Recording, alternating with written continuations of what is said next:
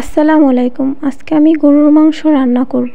তার জন্য আমি প্রথমেই কয়েকটি পেঁয়াজ কুচি, কয়েকটি মরিচ কুচি এগুলো দিয়ে ভালোভাবে ভেজে নিচ্ছি।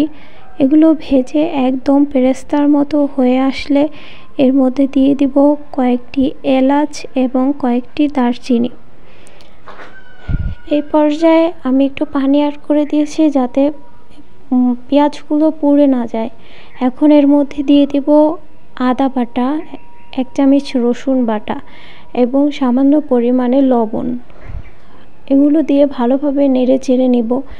এই পর্যায়ে এর মধ্যে দিয়ে দিব 1 চামচ হলুদের গুঁড়ো, 1 চামচ মরিচের গুঁড়ো।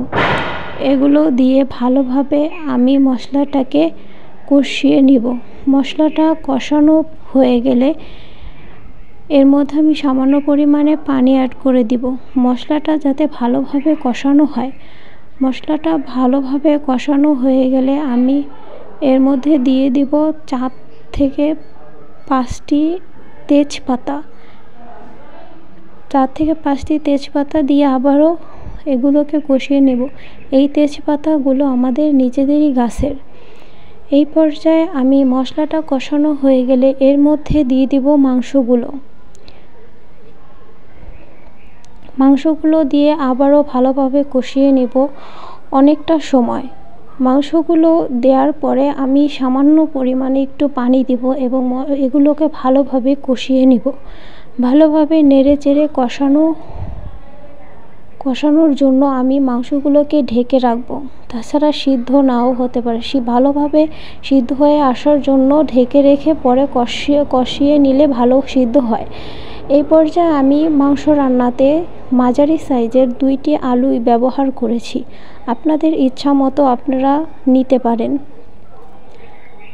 এখন আমি মাংসগুলোকে ভালোভাবে কষিয়ে নিচ্ছি। দেখতেই পাচ্ছেন মাংসের কালারটা কত সুন্দর হয়েছে। এই পর্যায়ে আমি মাংসতে কোনো কাঁচামরিচ ব্যবহার করিনি। তার জন্য আস্ত কয়েকটা মরিচ ব্যবহার করেছি। এখন আমি পানি অ্যাড করে দিব মাংসটা কষানো হয়ে গেলে।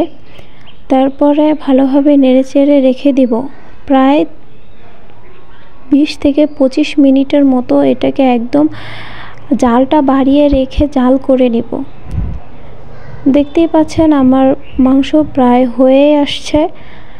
এখন আমি এর মধ্যে দিয়ে দিব গুঁড়া মশলা। এই গুঁড়া মশলা আমি আগেই তৈরি করে নিয়েছি। এরকম একটা ভিডিও আপনাদের সাথে শেয়ার করব। আমার মাংসগুলো রান্না প্রায় হয়ে আসছে। এখন আমি এগুলোকে নামিয়ে নিব। মাংসগুলো হয়ে যাওয়ার পর নামিয়ে নিলাম।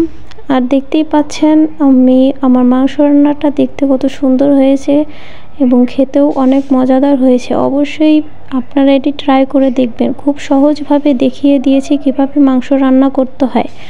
তো ভিউয়ার্স সবাই ভালো থাকবেন। আল্লাহ হাফেজ।